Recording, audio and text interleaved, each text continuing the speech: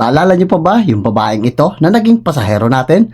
Bago ko naging pasahero ito ay meron akong pinick up sa madilim na bahaging ito. Nagulat pa nga si ma'am nang paglabas niya ay nasa harap na ako ng gate nila. Kadalasan kasi sa mga rider na pumipick up sa kanya ay doon tumatambay sa bandang unahan nila o kaya naman doon daw sa kabilang kanto nila. Inisip ko na lang na baka para sa kaligtasan na lang ng mga rider kaya hindi sila tumatambay mismo doon sa pick up location dahil sobrang dilim talaga ang pick up location ni ma'am. Kaya lang naman medyo maliwanag sa mga pagkakataong ito dahil merong mga sasakyang nagkataon na dumadaan dito. Kaya matapos ko ma-pick up si ma'am ay umalis na kami agad. Pagdating namin sa drop-off location ay nakiusap siya na baka daw pwedeng ipasok hanggang sa looban ng gasoline station ito dahil dito daw nakaabang yung service ni ma'am at yung mga kasama niya. Kaya nung makita namin kung saan naroon yung service nila ma'am ay sinabi niya na itabi ko na lang sa gilid. Kaya pagtabi ko ay agad ding bumaba si ma'am. Katapos hubarin ni ma'am yung helmet na suot niya ay agad din kumuha sa wallet si ma'am para sa pambayad niya. Nang makita kong sobra yung inabot ni ma'am ay agad akong kumuha para ipambarya kay ma'am. Yun nga lang, sinabi ni ma'am na wag na kuya, okay na yan. Sabay din ang pagpapasalamat ni ma'am. Pagkatapos nito ay pinasukan na ako ng panibago kong booking. Yun nga lang, pagdating ko sa pick up location ay wala akong nakita nag-aabang doon kung saan ko pipick upin si ma'am. Kaya pinilit kong tawagan si ma'am para puntahan ko kung saan ko siya pipick upin. Yun nga lang, di ko rin siya matawagan. Di rin siya sumasagot sa mga chat ko sa apps. Kaya tumabi na lang ako saglit, umaasat nagbabaka sakali na baka mamaya ay lumabas din yung pasahero ko. Pero maya-maya lang ay merong dahan-dahang lumapit sa akin at tinawag ako. Kaya paglapit ni ma'am sa akin ay inaasahan ko na siya yung pasahero kong kanina ko pa hinahanap at tinihintay. Ay naku ma'am, palibhasay sanay tayo maghintay kaya okay lang yan. Habang inaabutan ko nga si ma'am ng hairnet na gagamitin niya ay inabot niya rin sa akin yung soft drinks na dala-dala niya dahil sinabi niyang mahihirapan siya sa pagdala nito kaya isinabit ko na lang ito sa harapan ko. Pagkatapos nito ay sinuotan ko na rin ng helmet si ma'am para agad na rin kaming makaalis. Kaso sinabi ni ma'am na kuya, ang taas ng motor mo, paano ako sasakay? Sinabi ko kay ma'am, sumakay lang kayo ma'am kung saan kayo komportable. Kaya nung sinabi ni ma'am na sasakay na siya, ay inihanda ko ng aking sarili para sa pagsakay niya. Pagkatapos nito ay umalis na rin kami agad. Kaya pagdating namin sa drop-off location ay hindi rin alam ni ma'am kung saan siya bababa. Kaya ibinaba ko na lang si ma'am doon malapit sa entrance dahil nabanggit ni ma'am na napag-utusan lang daw siya na bumili ng pagkain at ihatid daw dito.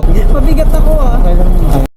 Nung sinabi ni ma'am na mabigat siya at bababa na siya, ay sinabi ko sa kanya na okay lang ma'am dahil sa bawat pagsakay at pagbaba ng mga pasahero ko ay lagi kong inihahanda ang aking sarili sa bawat pagsakay at pagbaba nila para wag tayong ma-outbalance at matumba. Tapos ngang iabot ni ma'am yung bayad niya ay sinuklian ko na rin ito dahil lagi tayong may dala ng kaping mainit ni Move It ay nagpakape na rin tayo sa mga rider na naghihintay sa atin. At lagi nating sinasabi sa lahat ng mga rider na nahihiyang humingi o makipagkape dito na huwag kayong mahiyang makipagkape o humingi dito dahil libre ito sa lahat ng uri ng mga rider o kahit na sinong gustong magkape. Dahil sa pagkakataong ito ay nag-upgrade na si Move It, hindi lang kape at biskwit yung dala natin kundi meron din tayong dalang cup noodles para sa lahat. Maraming salamat!